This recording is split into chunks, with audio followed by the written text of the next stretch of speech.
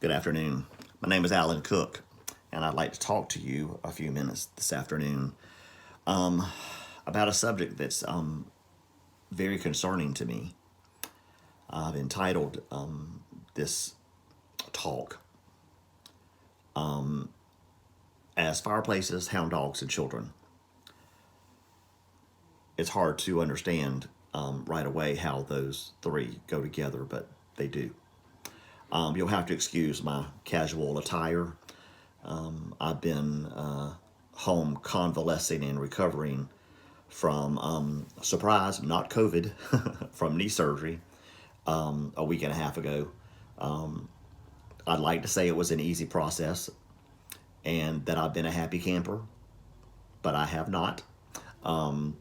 So I'm lagging a little bit behind and having to do things from home and in situations that I really don't normally do.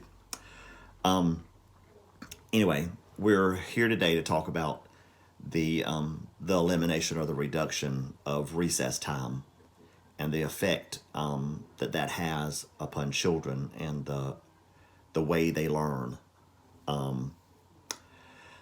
Article 31 of the United Nations Convention on Children's Rights states that every child has the right to leisure time.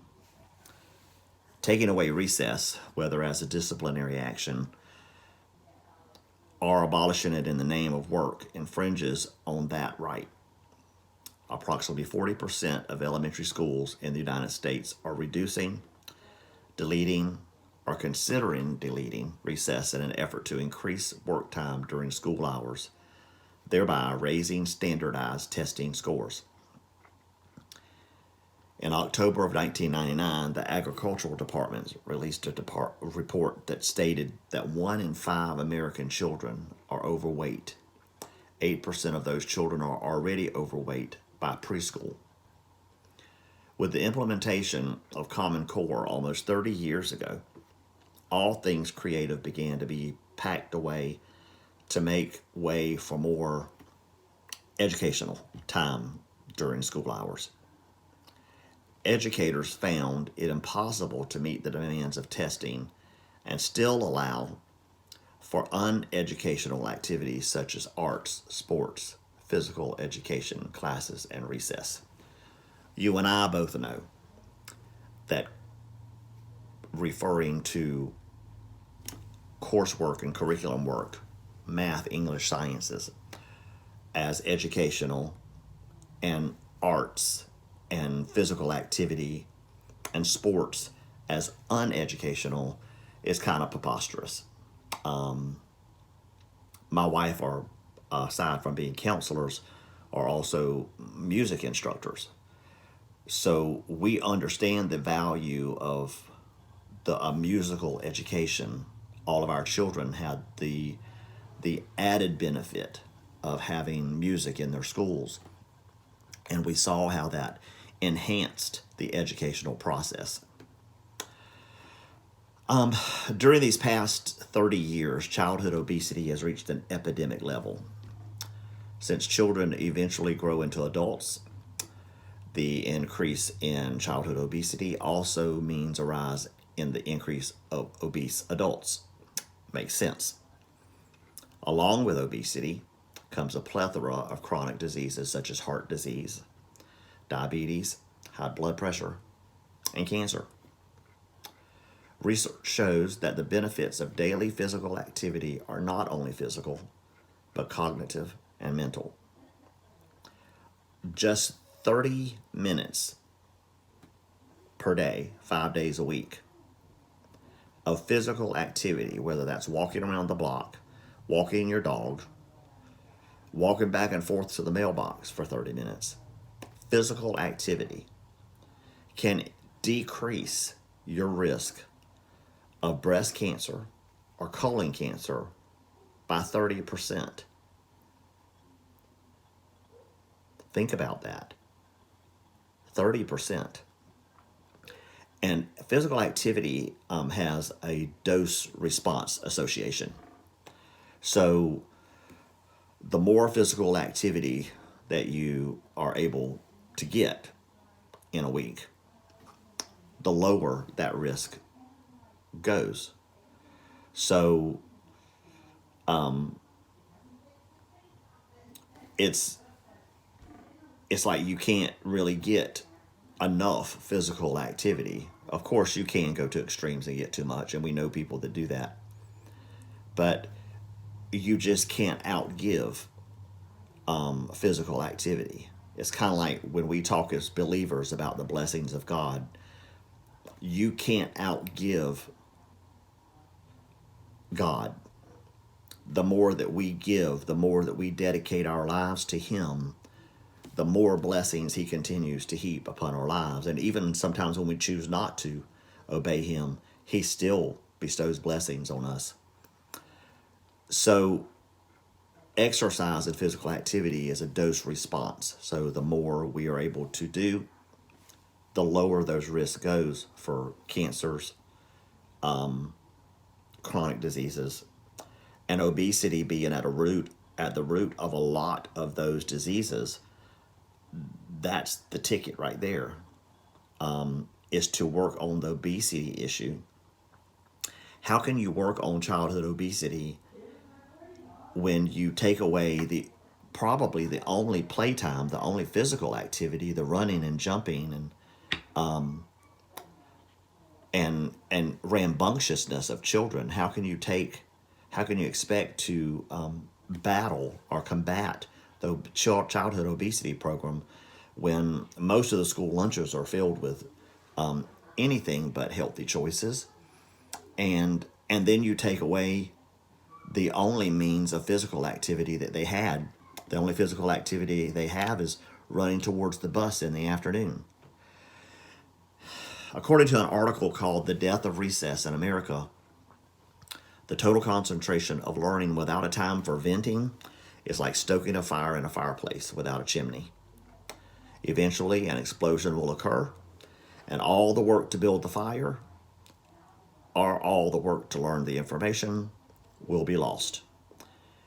If you build a fire in your fireplace that does not have a chimney, your house will fill with smoke and your house will probably burn down. Basically, the same thing happens with children. You keep on giving them information without an ability to vent at some point during the day.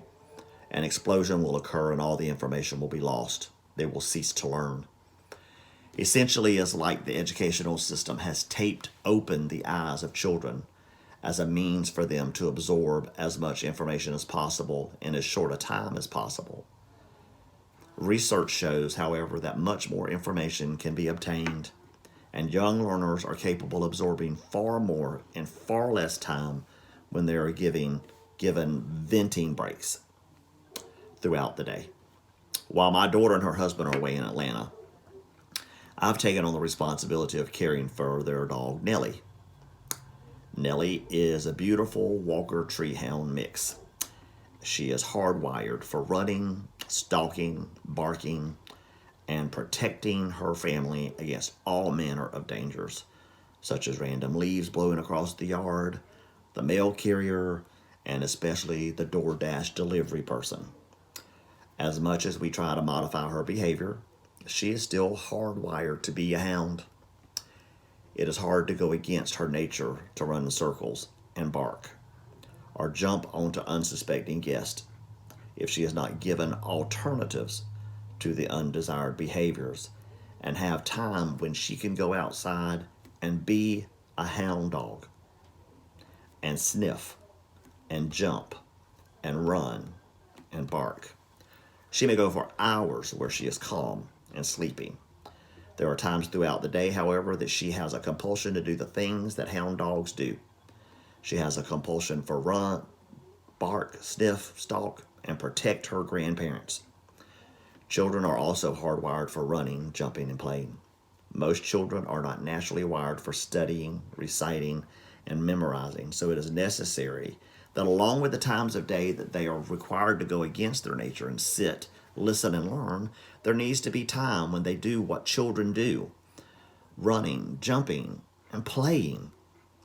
Over the past few decades, we have seen a decrease in the amount of outdoor play in which children participate and an increase in the prevalence of the diagnosis of ADHD in children and adolescents.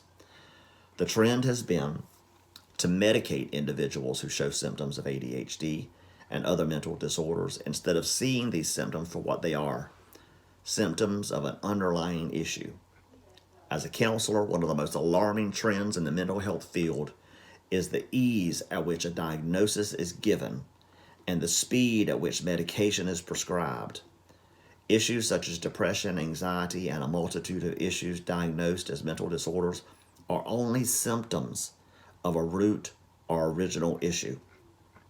To treat only the symptoms does not allow a mental health professional or a counselor such as we are to confront the underlying issue. The Brain Balance Program was born out of an exploratory research study by Harvard University's McLean Hospital. It was out of this tendency of psychologists to prescribe medications to children diagnosed with ADHD that the research was initiated. This tendency has turned a generation of children into much more than zombies, nothing much more than zombies. What was found was that implementing a non-drug program which included physical activity, nutrition, and structured cognitive play reduced the symptoms of children who previously displayed ADHD or autism characteristics. For a child to be diagnosed with ADHD, he or she must present with at least 6 of the 9 symptoms in the inattentive and or hyperactivity and impulsivity category. According to the American Psychiatric Association's Diagnostic and Statistical Manual for Mental Disorders, the DSM-5, ADHD is an umbrella diagnosis which includes a presentation of inattentive, hyperactive, impulsive, or a combination of these behaviors. Most children diagnosed with ADHD have symptoms that include and encompass distractibility, forgetfulness, poor organizational skills, and low perseverance. It seems physical activity not only lessens the symptoms of ADHD, but also helps to reduce stress, anxiety, depression, and negative effects, along with positive influence on cognition. Just one session of exercise can show increases in focus, so it only stands to reason that a daily regimen of exercise using the guidelines set by the CDC can be beneficial long term. With all the research and evidence pointing towards the benefits of recess and the importance of play in the cognitive development of our children, I'm concerned that educators seem to not be able to see into the future and see that the reduction of recess and scheduled playtime will be detrimental to not only the mental health, but also the physical health of the next generations. The policies being put into place to eliminate recess as a means to increase learning and testing time have been implemented without any serious research to back it up. It has been shown that these measures are actually counterproductive and that in the long run lowers test scores and hinders a child's ability to learn new information. According to the National Association of Elementary School Principals in 1989, 90% of school districts reported having some sort of recess twice per day for about 15 to 20 minutes each day. Since then, there has been an increased pressure to increase test scores and to cover demanding curriculum. Today, 40% of the nation's school districts have either altered, modified, or eliminated recess time from their daily schedule.